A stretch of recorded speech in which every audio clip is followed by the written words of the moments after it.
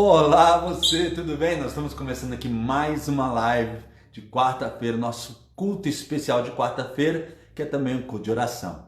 E eu preparei toda a câmera aqui, assim tem que ficar meio abaixadinho, porque a câmera está preparada para o meu camarada. E a gente é um pouquinho diferente de tamanho aqui. Mas ó, daqui a pouco a gente começa, a gente só está esperando as outras pessoas chegarem, tá bom? E em 5 minutos a gente começa outra vez. Então, aguarda aí, eu tenho certeza que você não vai se arrepender. Vai ser um culto muito especial hoje. Eu tenho certeza que você vai gostar, tá bom? O Hélio já está aqui, já está todo preparado e a gente começa daqui a pouquinho. Espera um minutinho só.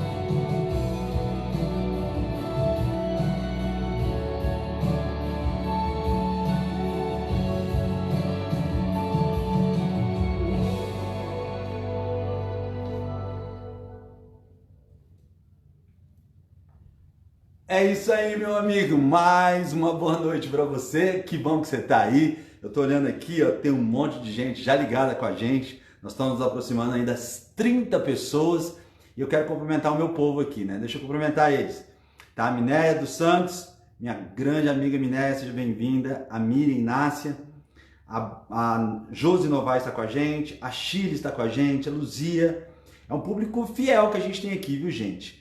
A Miriam está com a gente, Paulo Francisco, Maria Augusta de Paiva, a Shirley, a Claudete, a Elisete Silva. Gente, que alegria, hein? Estou muito feliz de estar vendo você aí com a gente, ligado com a gente, mostrando o seu interesse pela palavra de Deus. E eu quero convidar você já, desde já, para você fazer a sua oração, para você fazer o seu pedido de oração. Então, se você tem algum pedido de oração, você pode colocar ele aí agora e a gente vai fazer o quê? A gente vai ler e no final do culto aqui a gente vai orar por eles, tá bom? A gente vai orar agora e depois no culto a gente vai orar também. Então, se tem algum pedido de oração, coloca aí agora, tá bom? Qual é o seu pedido de oração? Qual o problema que você está passando agora nessa noite? O que você precisa que a gente ore por você? Eu estou vendo aqui a Salvadora Aparecida. Tudo bem, Salvadora? Seja bem-vinda, tá certo? Quero agradecer a você também. A Rose Menezes está com a gente. A Maria Eunice. Deise Silva. Tá certo?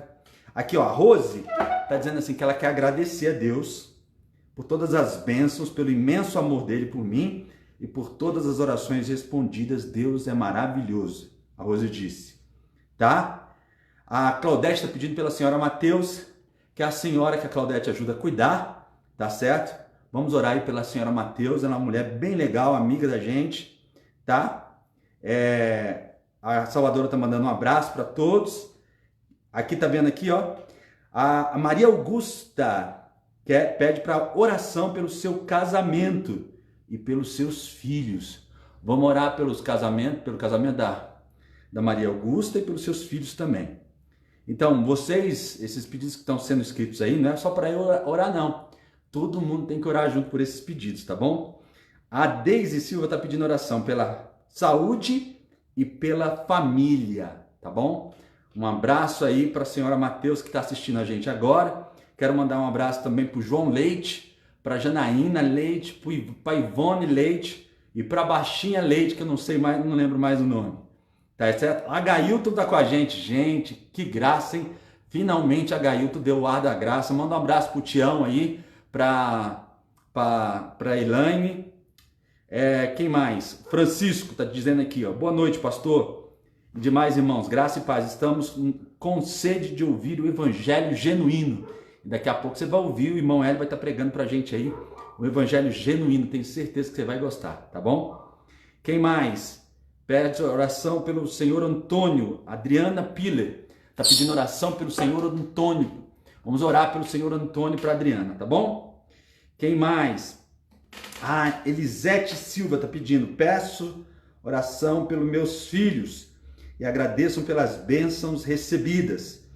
A Piuna, Maria Piuna. Tudo bem, Maria? Feliz da vida aí, alegre e retubante? Ela está pedindo oração aqui pelos interessados e pela minha irmã Norma Santos, que ficou viúva. Norma Santos ficou viúva. Vamos orar pela irmã da Maria Piuna, tá bom? Quem mais está aqui? O Bruno agradece a Deus por mais uma oportunidade da presença dele. E a Jerusa também agradece. Muita gente agradecendo e vários pedidos foram feitos, tá certo? Isso aqui é maravilhoso. Hoje nós temos um convidado especial e eu não quero gastar muito tempo. Eu já li os pedidos com vocês. E eu quero convidar você que está aí, nesse momento, a curvar sua fronte. Eu vou fazer uma oração por esses pedidos, todos que você viu aí, esses pedidos especiais que foram colocados. E vamos orar também pelo nosso país, pela retomada, né? Que agora parece que as portas estão se abrindo para que a igreja possa recomeçar outra vez, né? Parece que no dia 4 de julho nós vamos ter um programa muito especial já com a igreja voltando. Amanhã eu quero agradecer e lembrar a todos os nossos líderes da igreja que amanhã nós temos um programa especial, tá certo? É um herói para os nossos líderes, treinamento de líderes. Amanhã acontece pela internet aí, no Facebook da associação ou no YouTube da associação, você já conhece, tá certo? Amanhã eu vou estar mandando os links para todo mundo que precisa disso aí, tá? Eu estou feliz demais porque essa pessoa está aqui hoje para pregar para vocês. vocês vão ver que ele tem uma mensagem vinda do céu. Por isso, sem mais delongas, feche teus olhos aí e vamos fazer uma oração pedindo a Deus intercessão por essa pessoa que vai pregar, por todos esses pedidos que foram feitos. Feche seus olhos. Santo e bom Deus e amado Pai Celestial, nós estamos muito felizes e contentes porque o Senhor tem cuidado de nós. O Senhor tem nos iluminado, tem nos abençoado e nos fortalecido. Hoje, Pai, nós temos aqui a oportunidade de ouvir o irmão Hélio pregando para a gente. Ele vem trazendo uma mensagem do céu, Senhor, uma mensagem que vai trazer alento aos nossos corações e dar força para a nossa vida. Por isso, Senhor, nos ilumina agora, nos ajuda, nos abençoa, nos dando força, graça e coragem, a certeza de que o Senhor está com a gente, mesmo num momento de crise como esse. Tantas pessoas fazendo pedidos, Senhor, mas eu fiquei surpreso hoje por ver tantos agradecimentos. Pessoas que agradecem pela saúde, outros que agradecem pela vida, outros que agradecem, Senhor, pela oportunidade de mais uma vez ouvir a palavra de Deus. Eu te peço, Senhor, por cada pessoa que está ligada aí com a gente, em especial eu te peço pelos pedidos que foram feitos aqui. Pedidos pela senhora Mateus, pedidos pela saúde de algumas pessoas, pedido pela conversão daquelas pessoas que estão interessadas, como a Maria Piuna pediu. Tem outras pessoas pedindo aí, Senhor, pelos seus parentes e amigos, pelos seus filhos. E eu te peço, Senhor, que o Senhor possa cuidar de cada um deles, possa cuidar da família da Minéia, possa cuidar dos filhos dela. Abençoa, Senhor, a família da Maria Piuna, a família do irmão Francisco, que tem pedido por eles sempre. Abençoa, Senhor, todos os planos de vida que cada pessoa que está assistindo essa live nesse momento tem no seu coração. E o Senhor, que é Deus dos deuses, Senhor dos senhores, recebe também os nossos agradecimentos e nos perdoa, Senhor, pelos muitos pecados que temos cometido diante de Ti. Senhor, seja com a gente agora nesse momento, que a iluminação do Senhor venha para a nossa mente, para que a gente possa entender de fato e de verdade qual é a Tua vontade para a nossa vida. Por isso, Pai, hoje nos perdoa os pecados, limpa o nosso coração e abençoa, Senhor, que essa mensagem que vai ser pregada hoje possa nos sustentar essa semana, possa nos alimentar e nos dar a certeza, Senhor, de que o Senhor tem cuidado de nós, tem nos amado, tem nos fortalecido sempre. Perdoa, portanto, os nossos erros, concede-nos agora a Tua paz, é o que nós te pedimos e agradecemos em nome de Jesus. Amém, Senhor. Amém. Valeu, meu amigo. Deixa eu ver aqui quem está aqui. Antes de eu começar aqui a apresentar a nossa visita, tá aqui, ó. A Elisete Lima está com a gente, a Evelyn de Souza, agora nós já estamos com mais de 40 pessoas. Maria Ferreira, Noemi Gregório e o meu chapa, meu parceiro, Francisco José Rodrigues. A Fernanda Waber também está com a gente, que bom, amiga, que você chegou, tá certo? Alessandra Pavanelli. E cadê a família Oliveira, que eu não vi aqui ainda? Cadê a família Oliveira? Quando a família Oliveira não aparece aqui, fala assim, família Oliveira presente, eu fico triste, viu? Família Oliveira, tô esperando você, tá? Beijo para vocês. Deixa eu apresentar para vocês o nosso pregador dessa noite. Vem cá, irmão Hélio. Esse aqui, amigos, esse aqui é o meu amigo missionário Hélio, tá certo? Vocês já conhecem ele bem. O Hélio tem pregado tremendamente em todas as nossas igrejas. Eu sempre faço questão de chamar ele, porque eu sei que é sempre uma mensagem boa, trazida do céu, e ele sempre pronto a nos atender. Hoje ele estava com a namorada, estava curtindo a vida, falou assim, não, mas eu vou lá atender você, pastor. Então a namorada dele emprestou ele para a gente hoje. Então vamos, usar e abusar. Deus te abençoe, Hélio, fica com Deus. Esses momentos agora são com você. Amém. Boa noite, povo de Deus. Muito bom a gente estar junto, né, nessa quarta-feira para estudar um pouco mais da palavra de Deus, esse nosso alimento, né, espiritual que nos sustenta. Nós fazemos juntos, né, nós fazemos 3 refeições semanais, né? Na quarta, no sábado e no domingo, mas a gente se alimenta todos os dias, individualmente também. O sermão de hoje a gente vai falar a respeito da glória de Deus. Um tempo atrás teve um almoço numa igreja e eu lembro que encontrei o pastor Fábio lá. E aí, depois do almoço, a gente ficou conversando ali sobre a Bíblia e ele me disse assim, olha, eu vou ensinar uma parte legal da Bíblia para você pregar. Tá lá em Coríntios, né? E foi muito bom, ele me explicou ali vários versos, né, a respeito da ressurreição. E aí eu escrevi esse sermão aqui que eu vou pregar hoje, baseado naquela conversa que eu tive com o pastor Fábio naquele dia, né? Eu conheci uma pessoa que esses dias atrás ela chegou para mim ali no serviço, ela disse assim, Hélio, eu não quero ir para o céu não, viu? E é engraçado, uma pessoa que já fez bastante estudo bíblico, ela me disse, eu não quero ir para o céu. O céu para mim vai ser muito sem graça, porque eu gosto das coisas do mundo. Olha só, tem gente que pensa assim, por que pareça. Eu falo, eu não quero ir para o céu, porque lá no céu eu não vou poder mentir, não vou poder fumar, né? Eu não vou ser feliz no céu. Olha só, irmãos, que coisa, né? E a gente fala muito a respeito da volta de Jesus, a gente fala muito a respeito da salvação, do amor de Deus. Mas hoje a gente vai ver, a gente vai estudar na Bíblia como vai ser a nossa vida, o que nós vamos fazer, como nós seremos, né? A Bíblia fala muito a respeito disso aqui. A gente vai ler alguns versos para a gente entender um pouquinho, né? Afinal, a Bíblia não revelou totalmente como vai ser lá no céu, porque a Bíblia diz que nós não suportaríamos saber toda a verdade. A gente ainda não está preparado para toda a honra e glória que nos aguarda quando a gente for para o céu. Mas o que a Bíblia deixou, a gente vai ler alguns versos hoje para a gente entender um pouco mais. A gente sabe que Deus, quando Ele faz as suas criaturas, Ele reveste as suas criaturas de glória. Porque nós sabemos que Deus, Ele é glorioso. Ele é revestido de uma glória, de uma majestade. E o que seria essa glória de Deus? Tem várias explicações para isso, mas uma que eu gosto é que esse brilho de Deus, a glória de Deus, eu gosto de pensar que é o amor extremo e a bondade e a pureza de Deus é tão extrema, a santidade dele é tão extrema que ele brilha. Olha só que maravilha, eu gosto de pensar assim. E ele reveste as suas criaturas também da sua bondade extrema. Mas quando essas criaturas se afastam dele, logicamente, essa glória, essa bondade extrema que reveste as suas criaturas, ela se apaga. Foi o que aconteceu com Adão e Eva. Adão e Eva, a Bíblia diz que quando eles pecaram, eles perceberam que estavam nus.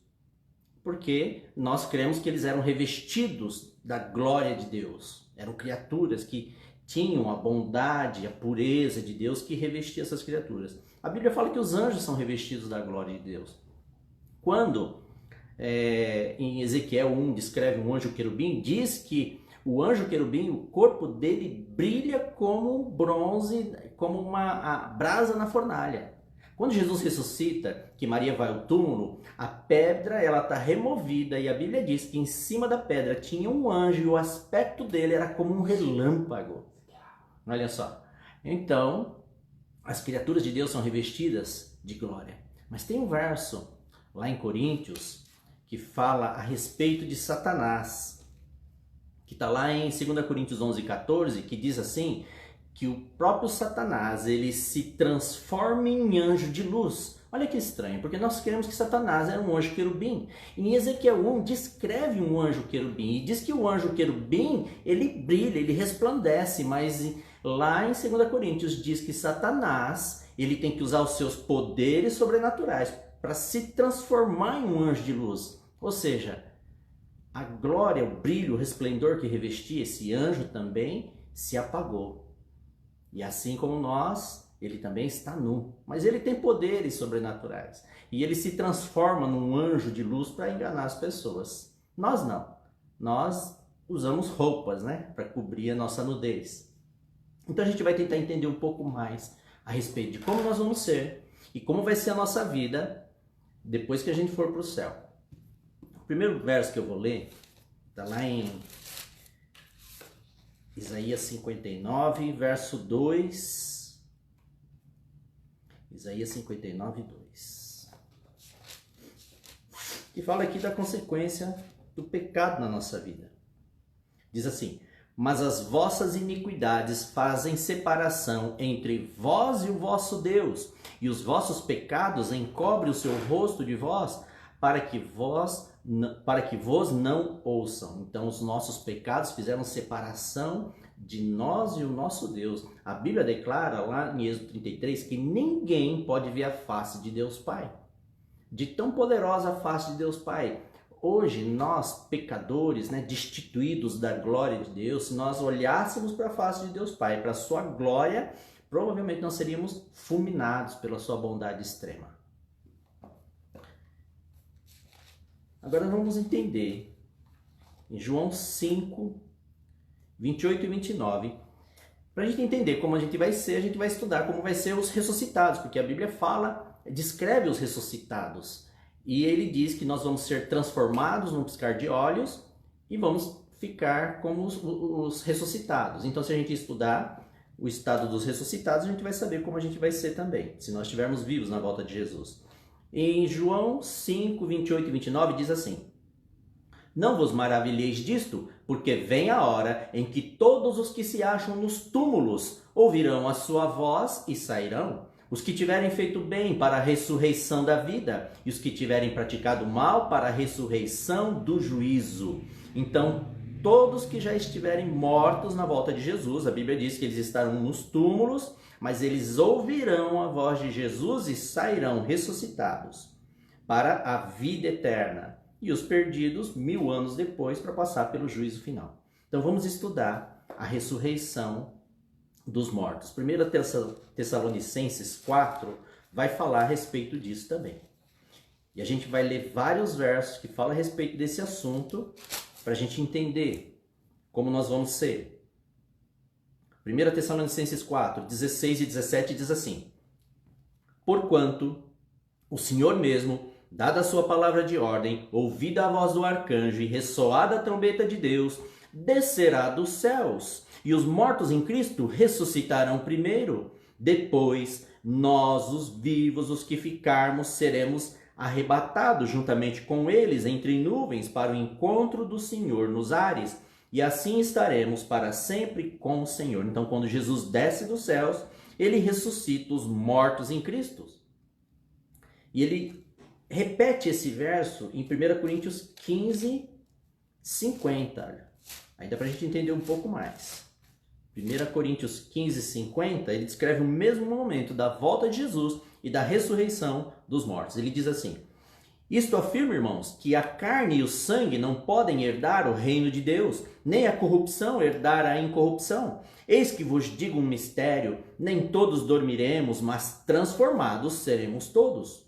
Num momento, num abrir e fechar de olhos, ao ressoar da última trombeta, a trombeta soará, os mortos ressuscitarão incorruptíveis e nós seremos transformados. Porque é necessário que este corpo corruptível se revista de incorruptibilidade e que o corpo mortal se revista da imortalidade.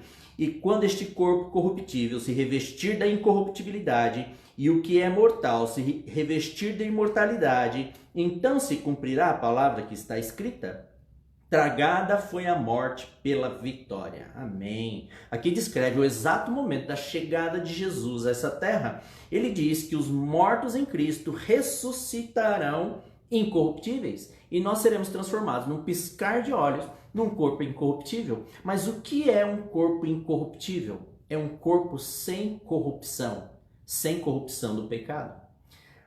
Nós sabemos como é o ciclo da nossa vida, né?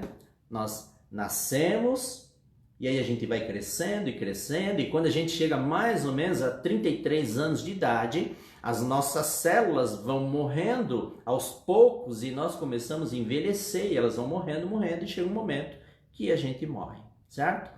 Então, se ele diz que nós vamos ressuscitar incorruptíveis, então provavelmente ninguém vai poder ressuscitar com mais de 33 anos, né?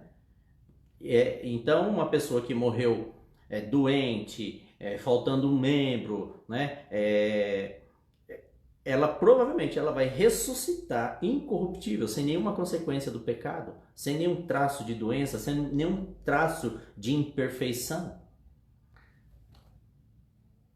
E os vivos, a Bíblia diz, serão transformados num piscar de olhos, num corpo incorruptível também, ou seja, um corpo sem traço de corrupção. Então aqui são os glorificados. Quando Jesus volta, ele vai tirar a natureza pecaminosa que existe dentro de nós e nós seremos glorificados num piscar de olhos. E como que é esse corpo glorificado, né? Como que a gente vai ser? Bom, a Bíblia traz a descrição de uma pessoa que ressuscitou com o corpo glorificado. Apocalipse 1. Tudo que a Bíblia fala, irmãos, sobre Jesus, tudo cada detalhe, cada mínimo detalhe que a Bíblia fala a respeito de Jesus, tem sempre uma mensagem.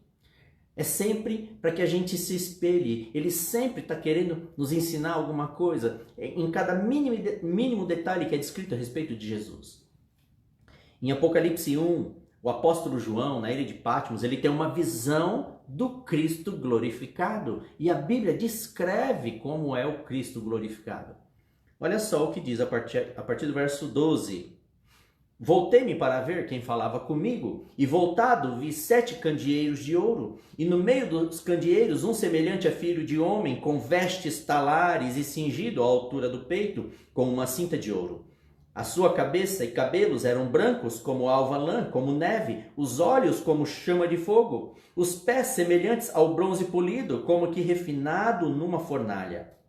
A voz como voz de muitas águas. Tinha na mão direita 7 estrelas, e da sua boca saía-lhe uma afiada espada de 2 gumes. O seu rosto brilhava como o sol na sua força. Olha só como João descreve o Cristo glorificado. Nós sabemos que Jesus ele está em carne, né? Nós sabemos disso. Ele diz que Jesus está vestido com vestes talares. Vestes talares são vestes longas até os pés. Na época de Jesus, as vestes, elas mostravam o nível social da pessoa. Por exemplo, quando uma pessoa ela usava uma roupa acima do joelho, a veste que eles usavam naquela época era uma túnica parecida com um vestido, né? Então, quando elas usavam a túnica acima do joelho, provavelmente essa pessoa fazia trabalho braçal.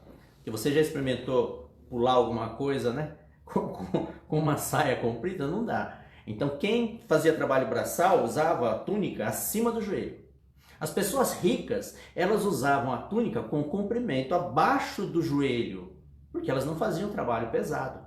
Mas os sacerdotes e os sumos sacerdotes, os homens de Deus que ministravam no templo, eles usavam a túnica, João diz que talares, longas até os pés. E aí ele vai descrevendo Jesus. Ele está descrevendo uma veste sacerdotal. Diz que os cabelos da sua cabeça eram brancos como alva, lã como neve. Por que João vai descrevendo Jesus dessa maneira, comparando com alva lã? Ele diz que os olhos de Jesus parecem chamas de fogo, a sua pele parece neve, que o seu corpo parece bronze polido. Por que ele descreve assim? Ele vai descrevendo com elementos. Então João tem a visão do Cristo glorificado.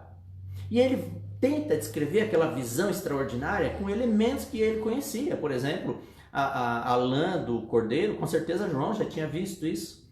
A neve, a gente sabe que em Jerusalém neva também. Ele descreve que os olhos de Jesus parecem chamas, né, tochas de fogo. Ele está preso na ilha de Patmos, provavelmente lá não tinha energia ainda, eles iluminavam com tochas.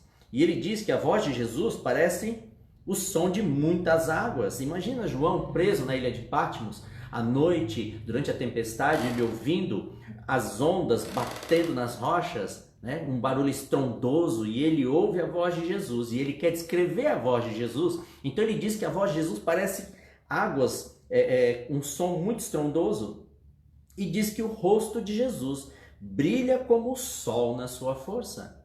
Então a gente tem aqui a descrição de uma pessoa glorificada. Ele diz que a pele é branca como a neve, os cabelos também brilham, o rosto brilha como o sol na sua força, os olhos parecem chamas de fogo, que o corpo de Jesus, ele diz que parece um bronze polido. O bronze polido é o que eles usavam de espelho naquela época. Eles pegavam uma superfície de bronze, aqueciam ela e poliam ela, e vai polindo, ele começava a brilhar. O bronze é meio amarelado, né? Tipo um ouro escuro, e eles usavam aquilo de espelho. Então ele diz que o corpo de Jesus, os pés, parece um bronze polido, né? Parece que é fogo, né? Essa é a noção que ele quer dizer. Então aqui tem a descrição de uma pessoa glorificada, pele branca, olhos como de fogo, o corpo como um bronze polido, né? Parecendo chamas de fogo. O rosto como o sol na sua força.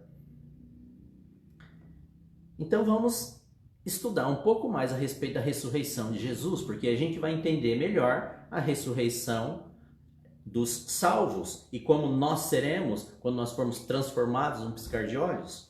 Em Mateus 28, ele vai descrever, Mateus 28, ele vai falar a respeito da ressurreição de Jesus.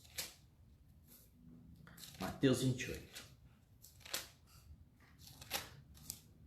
Porque, para a gente entender como nós seremos, nós temos que estudar como Jesus, como ele se tornou depois da ressurreição. Logicamente, não a sua divindade, mas a sua aparência e as coisas que ele fazia após a ressurreição. Por quê? Porque Jesus, ele é o nosso exemplo, ele quer nos mostrar alguma coisa, ele quer nos revelar como nós vamos ser quando nós ressuscitarmos. Olha só, Mateus 28, verso 1 diz assim: a ressurreição de Jesus. No findar do sábado, ao entrar o primeiro dia da semana, Maria Madalena e a outra Maria foram ver o sepulcro. E eis que houve um grande terremoto, porque um anjo do Senhor desceu do céu. Chegou-se, removeu a pedra e assentou-se sobre ela. O seu aspecto era como um relâmpago, e as suas vestes alvas como a lã, como a neve. E os guardas tremeram espavoridos e ficaram como se estivessem mortos. Mas o anjo, dirigindo-se às mulheres, disse: não temais, porque sei que buscais Jesus, que foi crucificado. Ele não está aqui, ressuscitou, como tinha dito. Vinde ver onde ele jazia. E ali as mulheres, elas veem que Jesus ressuscitou. E aí Jesus, ele aparece para Maria Madalena. No primeiro momento ela não reconhece Jesus. Mas aí ele diz, verso 10. Então Jesus lhe disse: não temais, ide avisar a meus irmãos que se dirijam a Galiléia e lá me verão. Então aqui é a ressurreição de Jesus.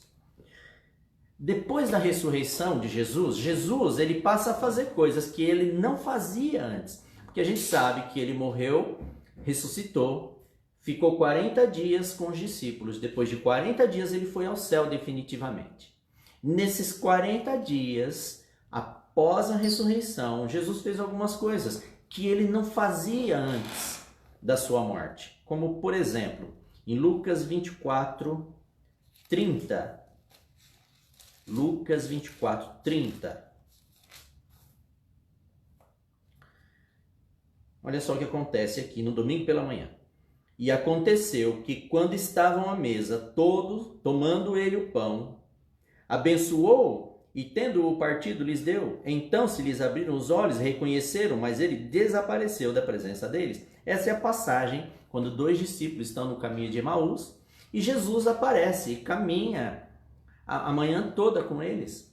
E eles não reconhecem Jesus depois que ele ressuscita. E eles conversam com Jesus e vão olhando para ele, conversando durante um longo percurso, e eles não reconhecem. Mas aí, quando eles chegam no destino, eles se sentam à mesa. A Bíblia diz que Jesus pega um pão, dá graças a Deus, e aí então eles reconhecem Jesus. Irmãos, pensa bem, eles estão sentados numa mesa, Jesus está na frente deles. Eles viveram 3 anos e meio junto com Jesus, e eles não estão reconhecendo, sentados numa mesa.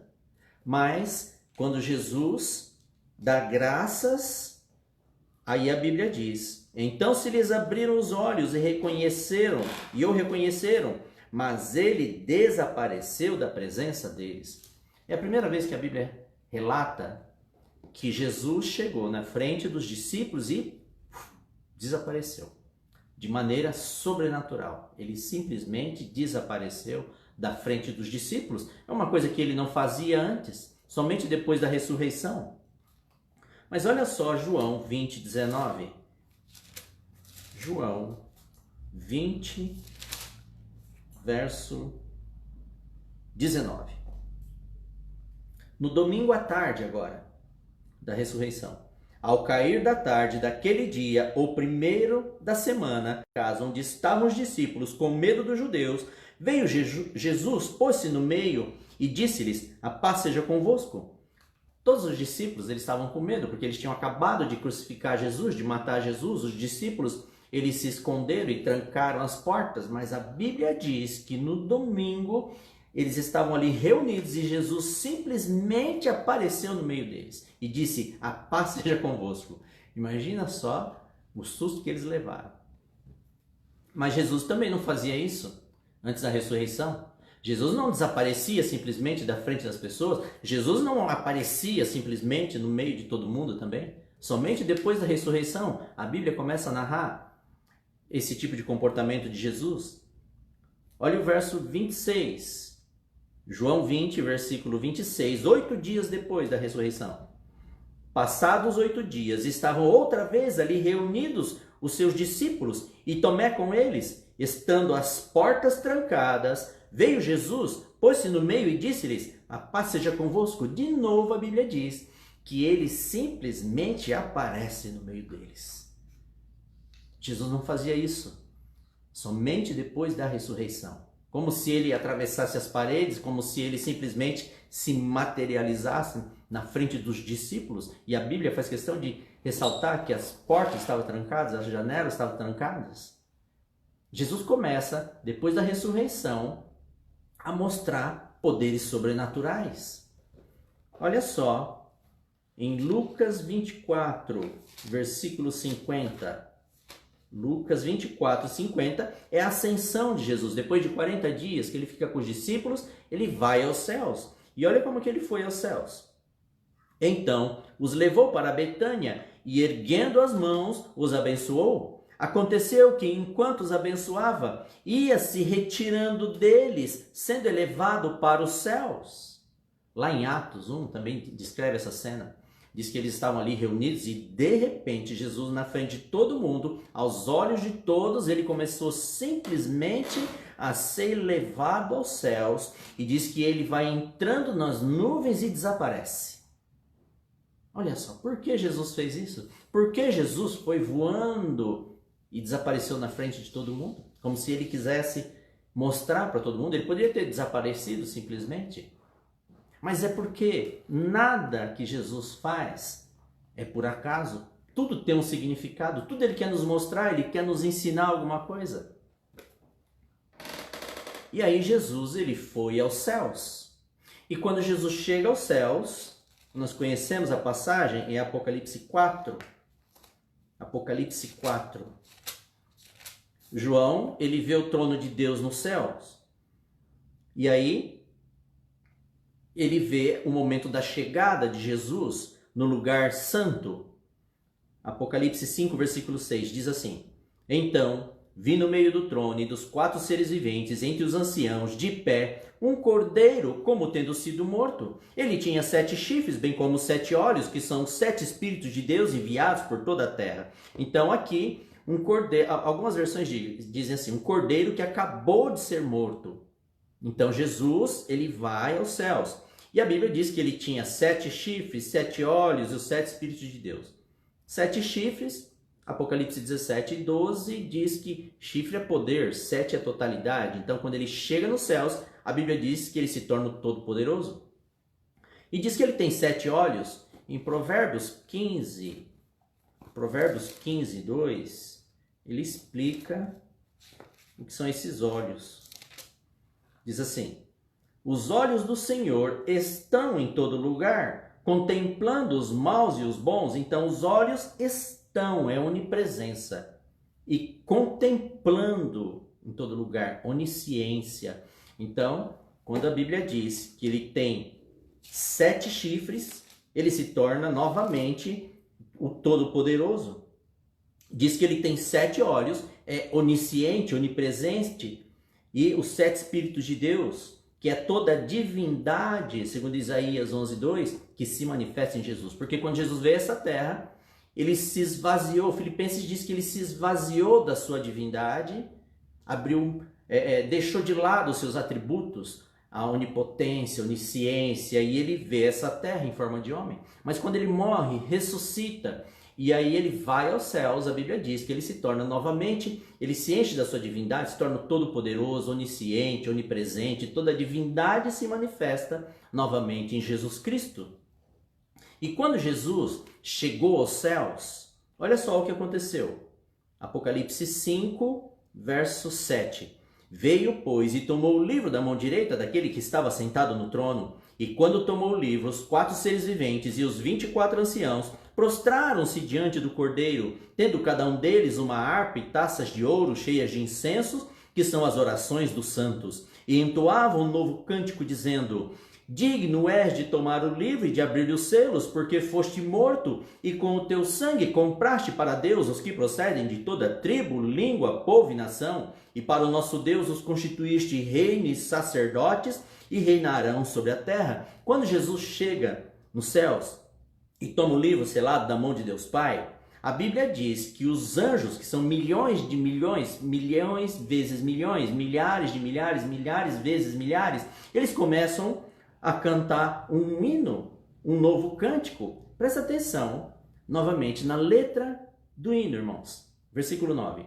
Digno és de tomar o livro e de abrir os selos, porque foste morto, e com o teu sangue compraste para Deus os que procedem de toda tribo, língua, povo e nação, e para o nosso Deus os constituíste reino e sacerdotes, e reinarão sobre a terra. Então Jesus, ele morreu e nos comprou, nos resgatou com seu sangue, e nos constituiu reino e sacerdotes. Reino porque nós reinaremos sobre a terra. Mas ele diz que nos constituiu também sacerdotes. Olha só, nós estamos sendo comprados pelo sangue de Jesus Cristo, porque nós vamos ter um sacerdócio nos céus. Olha só, que interessante. Mas que sacerdócio é esse? Sacerdote, ele tem um sacerdote, né? Um sacerdócio, ele vai ministrar alguma coisa. Então nós fomos comprados pelo sangue de Jesus com um objetivo, de sermos sacerdotes de Jesus. E que sacerdócio é esse? O que nós vamos fazer no céu? 1 Pedro 2,9, ele vai falar a respeito disso. 1 Pedro 2,9 diz assim: vós, porém, sois raça eleita, sacerdócio real, nação santa, povo de propriedade exclusiva de Deus, a fim de proclamardes as virtudes daquele que vos chamou das trevas para a sua maravilhosa luz. Nós somos sacerdócio de Deus, a fim de quê? A fim de proclamar as virtudes daquele que nos tirou das trevas para a maravilhosa luz. Quem foi que nos resgatou das trevas para a maravilhosa luz? Jesus Cristo. Então qual vai ser o nosso sacerdócio? Ele está dizendo aqui: sacerdócio real, a fim de proclamar as virtudes de Jesus Cristo. Olha só, que esse vai ser o nosso sacerdócio, o nosso ministério, proclamar as virtudes de Jesus Cristo. Mas qual virtude dele? Jesus tem tantas virtudes, não é? Qual virtude nós vamos proclamar? Versículo 10. Vós sim, que antes não erais povo, mas agora sois povo de Deus, que não tinhas alcançado misericórdia, mas agora alcançastes misericórdia. Nós vamos proclamar a virtude da misericórdia de Jesus. Mas pensa bem, quer dizer então que a gente vai testemunhar, a gente vai pregar, a gente vai ter que falar a respeito da misericórdia de Jesus para alguém. Esse vai ser o nosso sacerdócio, mas para quem que a gente vai proclamar isso? Para os anjos? Já não vai mais existir pecado, não vai existir mais o mal. Por que que nós vamos proclamar, pregar a respeito da misericórdia de Jesus Cristo? Bom, se nós vamos proclamar a respeito da misericórdia de Jesus, é porque existem seres que não conhecem a misericórdia de Jesus. Quem conhece a misericórdia de Jesus? Nós, pecadores, falhos. Nós não merecemos ser salvos. Nós somos salvos pela misericórdia de Jesus Cristo. Nenhum de nós merece a salvação, mas Ele, pela sua misericórdia, Ele nos salva. Ou seja, se nós vamos ter que testemunhar, proclamar essa virtude de Jesus Cristo, então vai ter que ser para seres que nunca pecaram, que nunca caíram, que nunca necessitaram da misericórdia de Jesus Cristo. Então eles não conhecem essa face de Jesus, a sua misericórdia. Esse vai ser o nosso ministério. Nós vamos ser sacerdotes. E para quem que nós vamos proclamar a respeito da misericórdia de Jesus? De que maneira nós vamos fazer isso? Apocalipse 2, 17. Olha só o que diz aqui. Quem tem ouvidos ouça o que o Espírito diz às igrejas. Ao vencedor dar-lhe-ei do maná escondido, bem como lhe darei uma pedrinha branca, e sobre essa pedrinha escrito um nome novo, o qual ninguém conhece, exceto aquele que o recebe. Quando nós chegarmos aos céus, a Bíblia diz que Jesus vai nos entregar uma pedrinha, e nessa pedrinha está escrito um novo nome. Por motivos óbvios, né, irmãos? Nossos nomes, meu nome é Hélio. Hélio em grego significa Deus do Sol. Uma blasfêmia. Como que eu vou viver no céu chamando Deus do Sol? Não tem como. Nossos nomes têm origem pagã, né, na maioria. Mas a Bíblia diz que quando nós chegarmos nos céus, Jesus vai entregar uma pedrinha. E nessa pedrinha vai ter um novo nome. Mas aí ele fala uma coisa estranha. Ele diz assim: mas esse novo nome somente nós vamos conhecer. Por quê? O que significa isso? O nome na Bíblia, ele geralmente conta a história da origem da pessoa. Vou dar um exemplo aqui. Abraão e Sara. Deus apareceu para eles e revelou que eles iam ter um filho. Abraão tinha 100 anos, Sara já tinha 90 anos. A Bíblia diz que ela nem ovulava mais e Deus chega e diz assim: vocês vão ter um filho. E aí os dois, eles caem na gargalhada. Eles riem de Deus. Na nossa Bíblia diz que eles riem de Deus quando Deus diz que eles vão ter um filho, né? Mas eu estava estudando essa palavrinha no hebraico. Na verdade, eles gargalharam de Deus. Eles não só riram. Quando Deus disse para os dois velhinhos, Abraão com 100 anos e Sara com 90 anos, vocês vão ter um filho. Aí eles caíram na gargalhada. Mas o que aconteceu?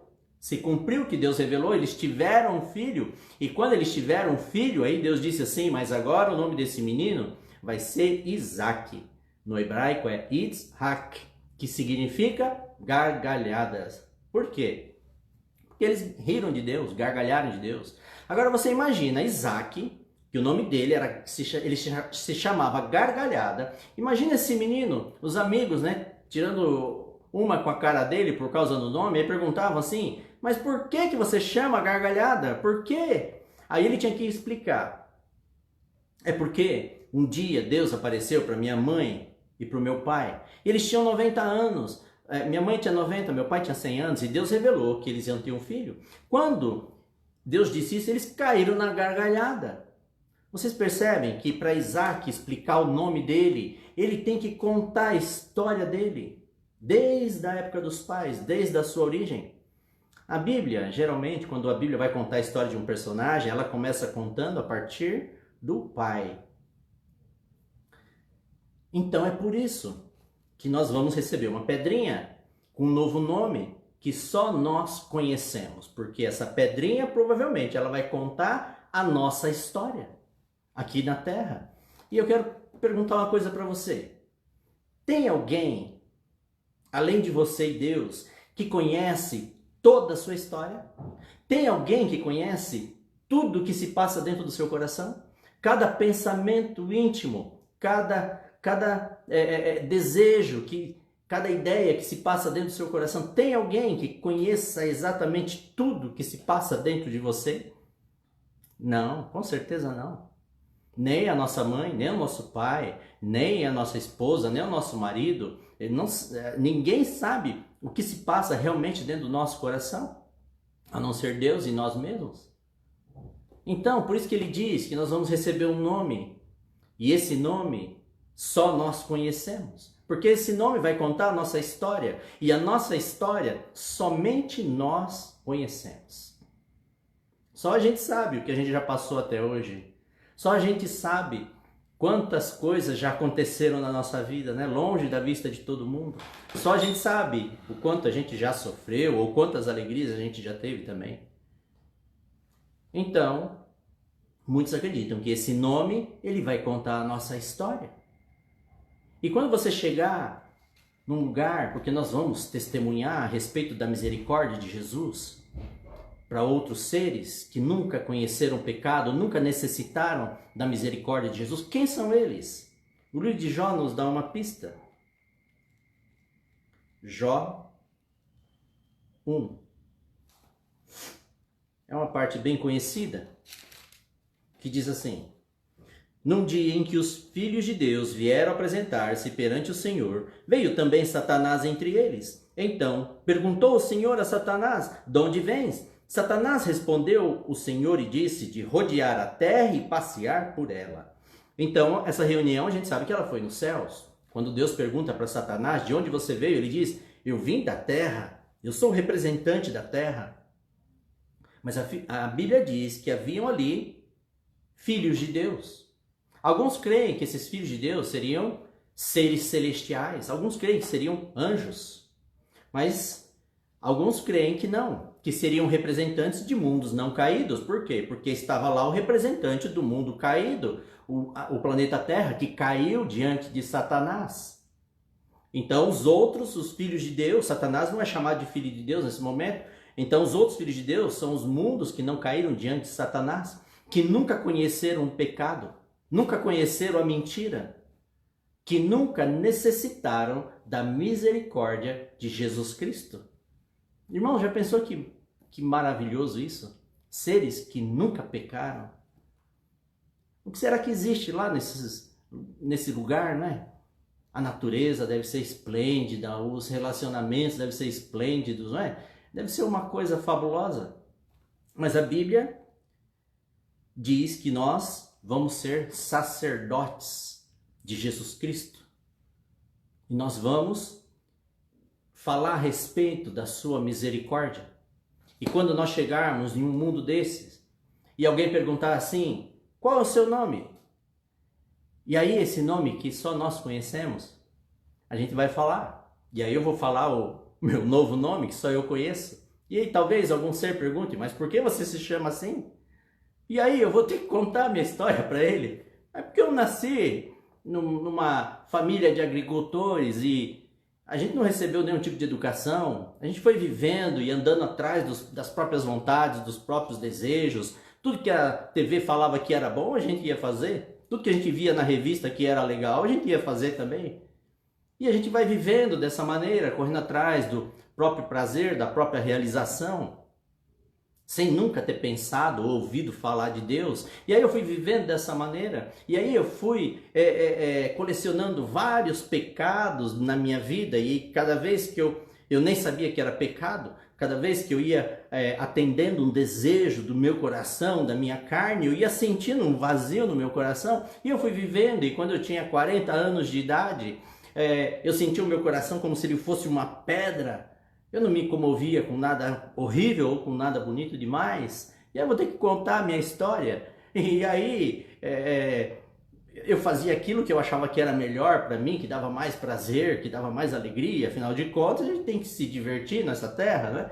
E eu pensava isso, a gente tem que se divertir, fazer aquilo que mais nos dá prazer, mais nos agrada. E eu vou ter que contar toda a minha história. Eu mentia muito, nossa, mas como eu mentia. Sabe que é engraçado, né? Durante grande parte da minha vida, eu sempre pensei na minha vida da seguinte maneira. Eu acho que eu vi num filme alguma coisa e eu sempre tomei para mim que a minha vida era como um castelo feito de cartas de baralho, sabe? Você vai equilibrando ele e embaixo tinha só 2 cartinhas. Que se um dia eu esquecesse uma mentira que eu contei para alguém e eu me esquecesse que eu tinha que sustentar aquela mentira, então parece que uma cartinha ia ser retirada debaixo do castelo e ele ia desmoronar. E assim eu fui vivendo, construindo esse castelo. E eu levei 40 anos construindo esse castelo, irmãos. Não é fácil não, viu? Você pensa que é fácil você mentir? Não é fácil não, hein? É triste quando as pessoas descobrem, né? Aí você passa vergonha, envergonhado, né? E na verdade você não ganha nada com isso. Na verdade, à medida que a gente vai fazendo as coisas que o nosso coração quer, deseja, a gente vai sentindo um vazio no coração. Ele vai se tornando cada vez maior, maior, maior. Eu me questiono um pouco porque eu tenho visto, eu vi várias reportagens de vários pastores, não da nossa denominação, de várias outras denominações que estão se suicidando, mas um número muito grande mesmo, sabe? Quase que semanalmente. E eu fico pensando, né? eu até entendo no meu caso, porque eu nunca tinha ouvido falar de Deus, eu vivia no mundo. Mas eu penso, pessoas que ouvem falar de Deus, né, como que esse vazio do coração se torna tão grande a ponto da pessoa se suicidar, né? Eu não consigo entender muito bem isso. Eles falam que é muita pressão e tudo mais, mas eu sei o que é pressão, eu vivi muita pressão na minha vida. E chegou um momento realmente, vivendo sozinho, correndo atrás dos meus próprios desejos e vontades, eu sentia vontade de morrer também. Eu pensava assim, né? Ah, se eu morrer ia ser bom. Olha só, quando a gente pensa assim, irmãos, é porque a gente está nas mãos do diabo. Quando a gente acha que melhor é se nós morrêssemos. Então, nós vamos ter um novo nome. Nós vamos ter um ministério. Nós vamos viajar outros lugares, talvez outros planetas. Nós vamos conhecer outros seres que nunca pecaram. Nós vamos contar a nossa história quando eles perguntarem o nosso nome. A gente vai contar o que a gente viveu aqui, o que nós fazíamos. Mas aí, de repente, depois de cavar tanto e ir tão fundo na lama e no lamaçal do pecado, um dia apareceu Jesus Cristo na minha vida e simplesmente ele me resgatou. E nós vamos contar essa história lá, sem merecer.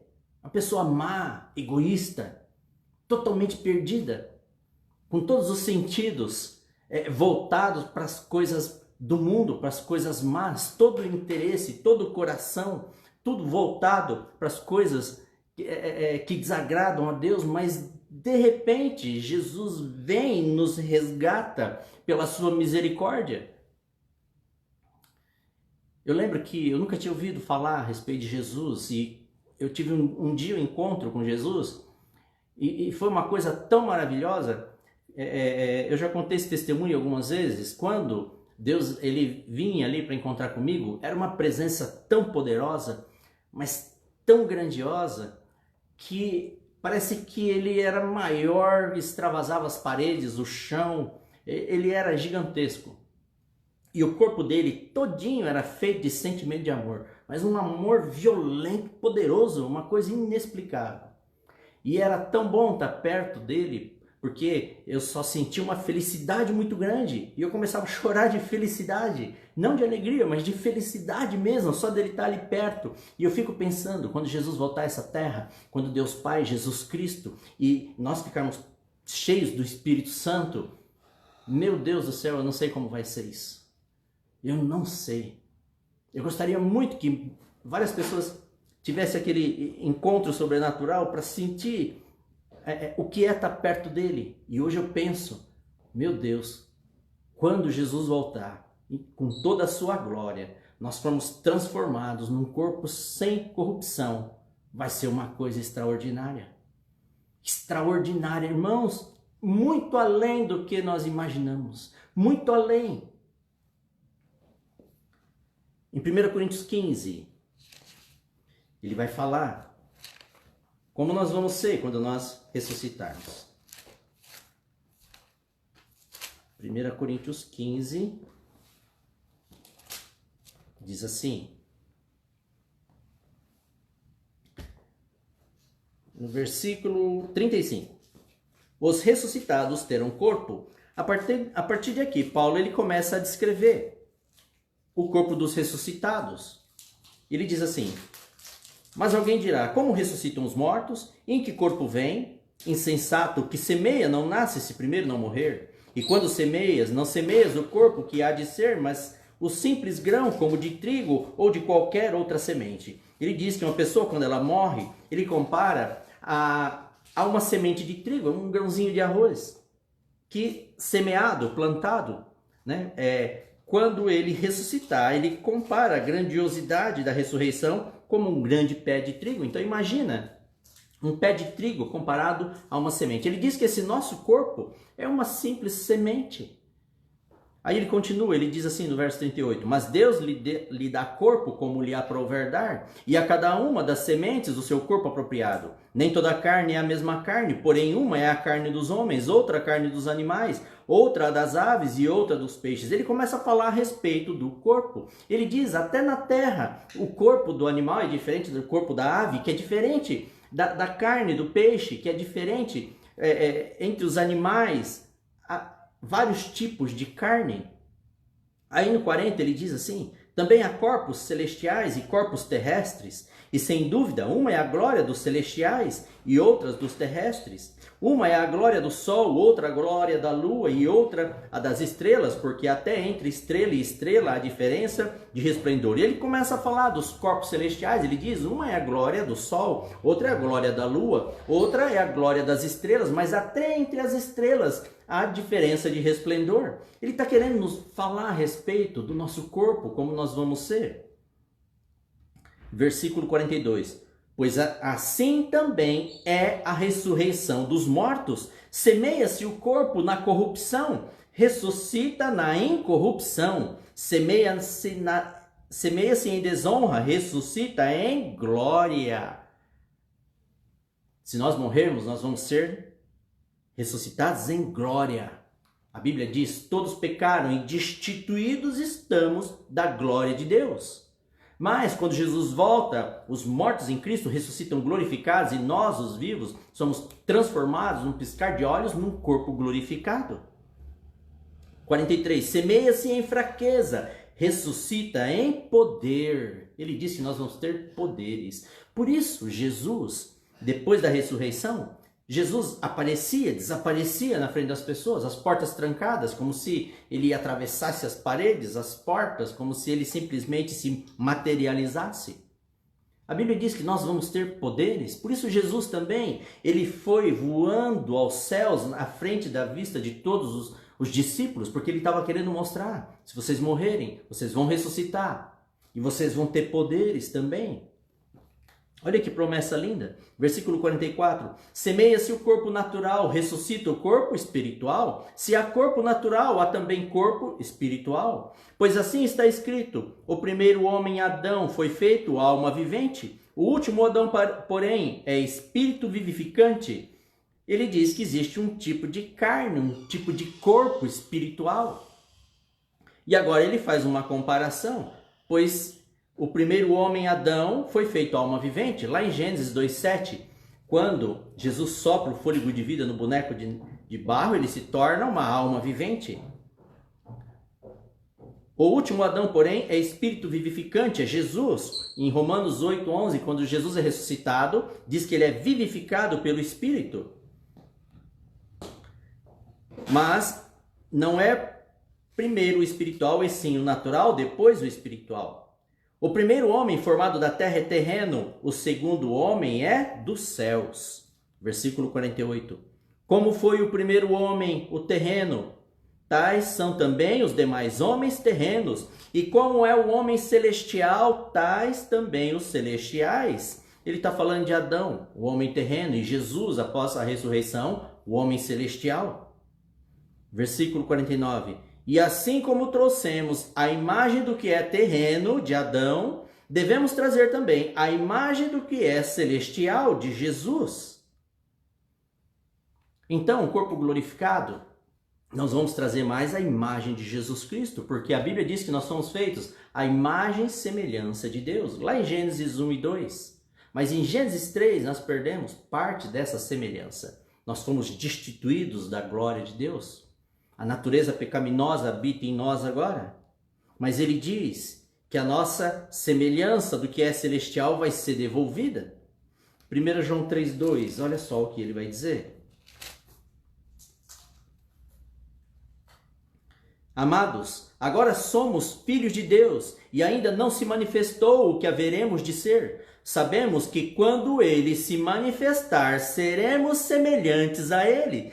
Quando haveremos de vê-lo como ele é, seremos semelhantes a Jesus no seu corpo glorificado. Estaremos transformados num corpo glorificado, sem nem um traço mais do pecado, sem a natureza pecaminosa, sem a tendência do mal que existe dentro de nós. Mas qual vai ser a nossa aparência? Esses dias um rapaz que eu estudo, um rapaz, ele é moreno, ele é bem escuro. E aí no estudo ele perguntou para mim: Hélio, que cor que a gente vai ser quando a gente for para o céu? Eu sou japonês, né? O japonês é a raça amarela, né? Se você vê na certidão de nascimento de todo japonês, consta ali raça amarela. E aí eu disse para ele: eu consigo te responder isso. Porque a Bíblia está dizendo que nós vamos ser glorificados e nós vamos trazer a aparência de Jesus Cristo, certo? E Ezequiel 1 diz assim, olha. E ele ficou contente com a resposta. Em Ezequiel 1, a partir do verso 26, Ezequiel tem uma visão da glória de Deus. O título é A Visão da Glória Divina. Ele diz assim: por cima do firmamento que estava sobre a sua cabeça havia algo semelhante a um trono, como uma safira. Sobre esta espécie de trono estava sentado uma figura semelhante a um homem. É Deus sentado no trono. Ele vai falar dessa figura sentada no trono. Via como metal brilhante, como fogo ao redor dela, desde os seus lombos e daí para cima, e desde os seus lombos e daí para baixo.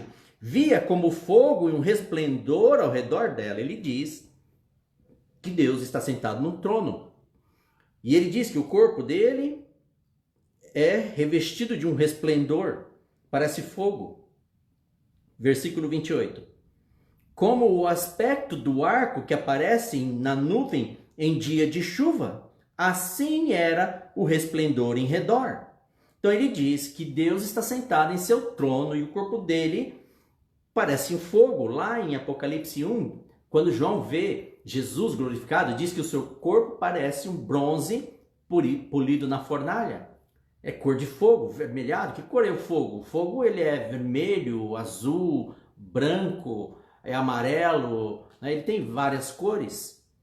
E ele diz que essa figura, que é Deus que está sentado no trono, como o aspecto do arco que aparece na nuvem em dia de chuva, assim era o resplendor ao redor. Ele diz que é um resplendor ao redor de Deus, que é da cor do arco que aparece em dia de chuva, é a cor do arco-íris. Esta era a aparência da glória do Senhor. A Bíblia diz que a glória de Deus, ela tem a aparência do arco-íris. E aí eu disse para esse jovem, nosso pequeno irmão, eu disse: irmão, nós vamos ter a mesma cor lá no céu, eu e você. Nós vamos ser revestidos de glória. E a glória de Deus, a Bíblia diz que tem 7 cores, tem as cores do arco-íris. Então eu não vou ser mais só amarelo. Você não vai mais ser só negro. Nós vamos ter 7 cores. É uma maravilha isso aqui, né, irmãos? Quando eu estava estudando isso aqui, eu levei um choque, né? Porque a gente pensa em Deus sempre aquele branquinho, não é? Branquinho, brilhando, como a gente vê nas imagens. Mas quando eu li que a glória de Deus, ela tem as cores do arco-íris, que são 7 cores, né? Eu fiquei maravilhado. Eu falei: meu Deus do céu, esse Deus ele não para de surpreender a gente. Que mais falta? Então imagina, nós viajando por outros mundos, junto com Jesus Cristo, revestidos de glória, com as 7 cores do arco-íris, nós vamos chegar a lugares onde seres celestiais nunca pecaram, nunca necessitaram da misericórdia de Jesus. E aí eles vão perguntar: qual é o seu nome? E aí eu vou dizer: meu nome é tal. Mas por que você se chama assim? É porque lá na terra eu fazia isso, eu mentia, eu prostituía, eu roubava, eu enganava, eu era orgulhoso, e eu fazia tanta coisa. Eu fico imaginando esses seres celestiais que nunca pecaram, se eles vão levar um susto ou se eles vão rir de nós. Quando eu disser para ele: eu bebia, e toda vez que eu bebia uns 6 litros de bebida forte todos os dias. E quando eu bebia, a cada gole eu pensava: isso aqui está me matando, isso está me matando. Mas eu não consigo parar, eu vou morrer sozinho e isso aqui vai me matar. Eu pensava isso quando eu bebia. E aí, quando eu contar isso, aí eles vão talvez rir, mas por que você fazia isso? Se você sabia que aquilo estava te matando? E eu vou responder, eu não sei, eu não conseguia controlar. E aí eu vou contar para eles também, mas eu mentia tanto, mas eu mentia e era muito chato, porque as pessoas sabiam que eu estava mentindo, mas eu, para me parecer melhor, grande, era uma pessoa muito orgulhosa, e mentia, e todo mundo sabia que era mentira, mas todo mundo fingia que era verdade, então na verdade a gente estava envergonhando a nós mesmos, né? Quando a gente mente, a gente envergonha a nós mesmos. E aí talvez ele ser celestial, que nunca mentiu, talvez ele vai pensar, mas por que você fazia isso? Você gostava de passar ridículo na frente das pessoas? Aí eu vou ter que falar, não, é que eu achava, pra mim parece que era legal mentir, eu não sei explicar, eu simplesmente era assim, e aí eles vão querer saber as coisas que a gente fazia, porque nós fazíamos, né? E talvez eles deem risada, e eles não vão entender completamente. Mas aí então a gente vai falar que mesmo nós mentirosos, adúlteros, desonestos, orgulhosos, mesmo nós cheio de pecado e de maldade, cheio de fofoca, cheio de falar das pessoas com olhos maus, mesmo assim Jesus Cristo, com a sua misericórdia, ele veio e nos resgatou, sem perguntar nada, sem pedir nada em troca, simplesmente nos resgatou. É uma coisa inexplicável, a graça de Deus. Eu lembro que quando eu tive um encontro com Deus, eu chorei muitas vezes, muitas noites, porque eu pensava, mas tem tanta gente boa no mundo, eu conheço tanta gente sincera, eu vejo lá gente que ajuda as pessoas, eu não faço nada disso, mas por que ele tinha que vir me resgatar? Eu tive um conflito muito grande em relação a isso. Eu lembro que eu pensava nisso e eu caía no choro. Eu pensava, mas por quê? Por quê? Eu não merecia, eu não mereço, não faz isso. Por que você vem me salvar de graça assim? A gente fica totalmente desarmado diante de Deus. Então a Bíblia diz que a glória que reveste Deus, ela tem 7 cores, as cores do arco-íris. Em Isaías 63, verso 1, ele vai falar assim. Isaías 63,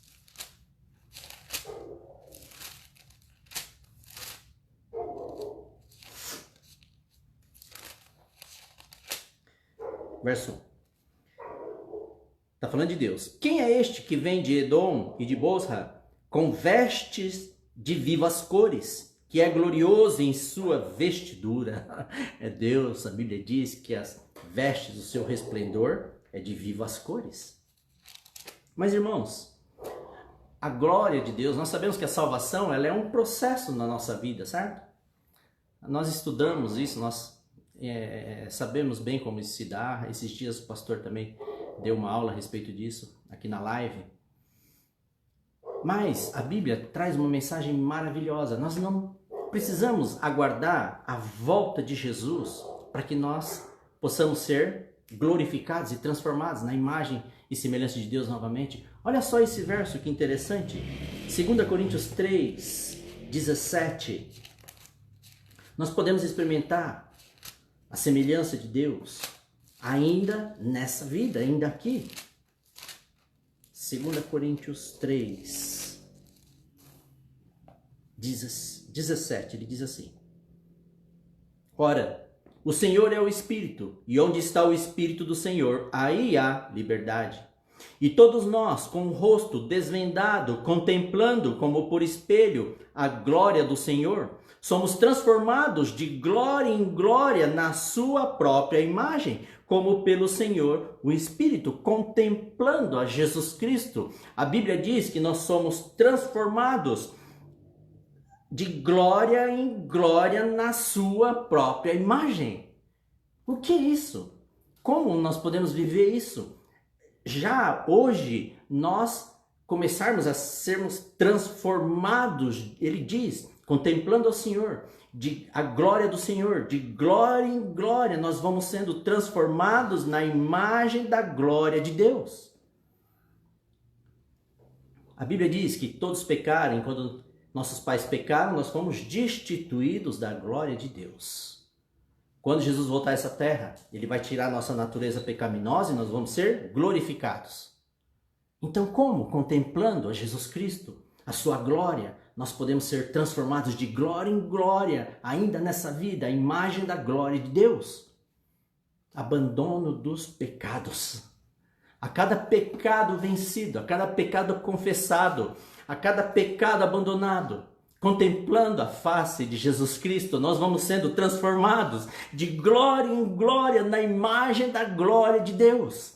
A cada pecado que nós confessamos, a cada pecado que nós nos arrependemos e abandonamos e vencemos, nós vamos nos transformando mais e mais na imagem da semelhança da glória de Deus. Nós não precisamos aguardar até a volta de Jesus a essa terra para nós sermos glorificados.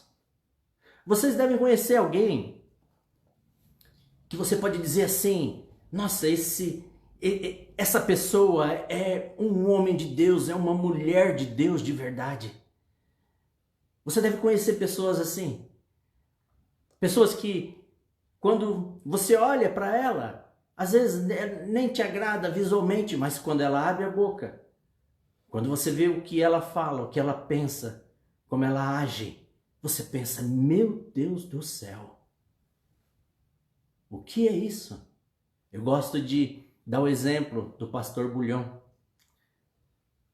Pastor Bulhão, ele não é bonito, né? Não é bonito. Mas quando ele abre a boca, meu Deus do céu, a gente pensa: que homem de Deus é esse? Quanta sabedoria! Eu gosto de pensar que ele foi vencendo e vencendo vários pecados, e de glória em glória, observando a glória de Jesus Cristo, ele vai sendo transformado na imagem da glória de Deus. Todos nós podemos fazer isso também. A cada pecado confessado à noite a Deus, a cada pecado abandonado, nós vamos sendo já nessa vida transformados de glória em glória na imagem da glória de Deus. E talvez vocês aí, alguém tenha algum pecado, assim como eu, para confessar hoje e clamar pela misericórdia de Jesus Cristo. Talvez tenha alguém aí que tenha que confessar algum pecado. Hoje é um bom dia para isso. Porque nós temos que ir na nossa santificação, achando aquilo que está errado aqui dentro e confessando e conversando com o Senhor. Para que a gente seja transformado na volta de Jesus e a gente possa, junto com Jesus, viajar outros mundos, conhecer outros seres. Irmãos, vocês já imaginaram o que a gente vai comer nesses lugares? Um alimento totalmente puro, sem nenhuma contaminação do pecado? Vocês já imaginaram as coisas maravilhosas que nós vamos ver? Vocês já imaginaram os seres celestiais que nós vamos ver que nunca foram corrompidos pelo pecado? Vocês já imaginaram o ar que nós vamos respirar? Vocês já imaginaram um amor sem o egoísmo? Porque o nosso amor é egoísta. É muito difícil de imaginar. Eu gosto sempre de lembrar, quando eu passo alguma dificuldade, ou às vezes a nossa fé se abala um pouco, eu gosto de lembrar daquele dia que eu tive um encontro com Deus e eu penso assim: meu Deus do céu, o amor dele é tão poderoso, tão poderoso, tão poderoso que é sólido. Um corpo todo feito de amor. Eu penso: meu Deus do céu, como é que eu estou fraquejando? Meu Deus do céu.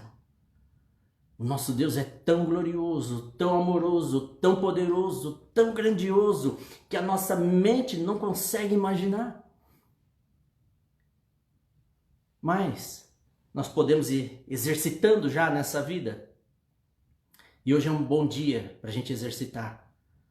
De glória em glória, nós sermos transformados na imagem da glória de Deus. Então eu vou convidar os irmãos hoje a que a gente feche os nossos olhos e a gente vai fazer uma oração. E a gente vai entregar o nosso coração a Jesus Cristo.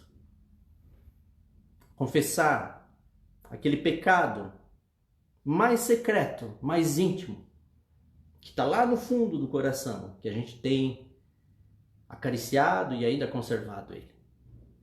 Hoje é um bom dia, é uma noite linda para a gente contar Jesus Cristo, para que a gente seja transformado um pouco mais na imagem da glória de Deus. Tem várias pessoas assistindo, talvez pessoas que eu não conheça. Nós, adventistas, nós temos um hábito. Quando a gente encontra alguém distante, a gente costuma dizer assim: olha, se a gente não se vê mais, a gente se encontra lá na Cidade Santa, debaixo da árvore da vida. A gente costuma marcar encontros lá. E tem um verso em Apocalipse 22, que eu gosto muito, que ele fala da árvore da vida lá na Cidade Santa. Então, irmãos, se hoje, não só hoje, mas de hoje em diante, nós fomos confessando os nossos pecados ao Senhor, pedindo para Ele que com a sua misericórdia Ele nos ajude a abandonar esses pecados que têm nos prejudicado tanto. E aí quando Ele voltasse, nós fomos transformados na imagem e semelhança de Deus, nós fomos para o céu na Cidade Santa. Olha o que a Bíblia diz, Apocalipse 22, 2. No meio da sua praça, de uma a outra margem do rio, está a árvore da vida, que produz 12 frutos, dando seu fruto de mês em mês, e as folhas das árvores são para a cura dos povos. Quando João, ele teve essa visão, ele viu a árvore da vida no meio da praça, na Cidade Santa, ele disse que a árvore da vida, ele escreveu aqui em grego, árvore se escreve dredon. Dredon é árvore em grego. Mas aqui ele não usou dredon, ele usou uma outra palavrinha, que está em Gálatas 3, verso 13. Olha só, estranhamente, João, ele trocou a palavra dredon por outra palavra. Gálatas 3, verso 13 diz assim: Cristo nos resgatou da maldição da lei, fazendo-se Ele próprio maldição em nosso lugar. Porque está escrito: maldito todo aquele que for pendurado em madeiro. A palavra madeiro aqui que aparece no grego é a palavra kisilon. Se escreve X-Y-L-O-N, mas se lê kisilon. Kisilon é madeiro, aqui é um símbolo da cruz. Mas quando João ele viu a árvore da vida lá no meio da praça, onde nós vamos nos encontrar, e ele disse assim, Apocalipse 22, no meio da sua praça, de uma a outra margem do rio, está a árvore da vida, e ele estranhamente, não usou a palavra dredon, que significa árvore, ele usou a palavra kisilon, madeiro, para descrever a árvore da vida. Por um motivo óbvio e simples, somente através do madeiro, da cruz, nós vamos ter acesso novamente à árvore da vida. Nos arrependendo e confessando os pecados, aceitando o sangue derramado por nós na cruz, nós vamos ter acesso à árvore da vida. Esse é o real sentido dele trocar as palavras.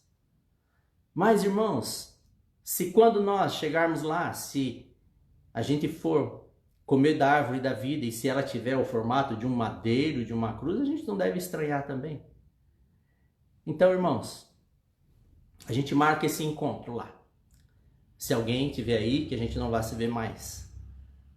E o primeiro passo que a gente vai dar hoje em direção à árvore da vida é que hoje, quando a gente desligar essa live, quando você voltar para sua cama, quando você for dormir, que você olhe para dentro do seu coração aquele pecado que está difícil de abandonar, aquele pecado que há muito você vem lutando contra ele. Então eu quero fazer um trato com você. Você vai voltar para sua cama, eu vou voltar para minha cama. E eu vou conversar a respeito desse pecado que eu tenho carregado aqui dentro, com Jesus Cristo essa noite, clamando pela sua misericórdia, que Ele me ajude a abandonar esse pecado, para que eu e você sejamos, a partir de hoje, transformados de glória em glória na imagem da glória de Deus novamente, até a volta de Jesus, quando num piscar de olhos nós seremos totalmente transformados. Amém? Então vou convidar os irmãos a fechar os olhos e vamos fazer uma oração ao Senhor.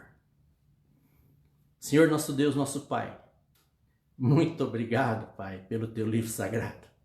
Pai, muito obrigado por todas as maravilhas que o Senhor nos apresenta. Pai, muito obrigado por o Senhor se revelar assim, tão cheio de cores na nossa vida. Muito obrigado porque o Senhor quer encher o nosso coração de alegria e felicidade. Muito obrigado pela promessa da vida eterna. Muito obrigado, Pai, por essa promessa maravilhosa que nós vamos poder testemunhar da Tua misericórdia, Pai, para outros irmãos nossos, outros filhos de Deus, que nunca necessitaram da Tua misericórdia, Pai. Muito obrigado pelo novo nome. Nós sabemos que o Senhor conhece a nossa história. Nós sabemos que o Senhor conhece e sabe de tudo que se passa dentro, no profundo do nosso coração. Pai, nós estamos aqui abrindo nosso coração ao Senhor. Vem para dentro do nosso coração, Senhor. Faz morada em nós. Nos transforma de glória em glória na imagem da glória do Senhor. Tudo isso, Pai, nós te pedimos em nome de Jesus Cristo. Amém, Senhor. Amém. Amém. Meu amigo, não devia ter ensinado isso para ele, né? Ele agora tá pregando melhor do que eu o negócio. Fico feliz, viu, Hélio? Obrigado pela tua mensagem aí, que é muito boa mesmo. Várias pessoas elogiando, muitas pessoas gostando aqui. A gente começou com 40 pessoas, nós estamos com 75 pontos de visualização, 75 lares que estão abertos aí, assistindo isso aqui. Que Deus abençoe vocês que estiverem aí com a gente. Queria agradecer aí ao Ivaldo, a Minéia, a Claudete, a Sueli de Souza, a Maria Ferreira, a Carlos Piuna, Silva Maria Xavier e mais um monte de outras pessoas.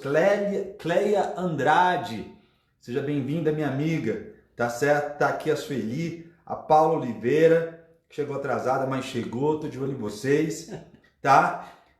Quero agradecer ao Valdir, um abraço, Valdir, obrigado por vocês estarem assistindo. Tchau para vocês, um beijo, vamos fazer isso que o Hélio falou. Vamos hoje confessar os nossos pecados a Deus, vamos procurar buscar cada vez mais a sua face, porque é na contemplação da face de Jesus que a gente vai crescendo de glória em glória até a volta de Jesus. Deus abençoe vocês, muito obrigado pela tua audiência, beijo, a gente te ama, beijo, tchau!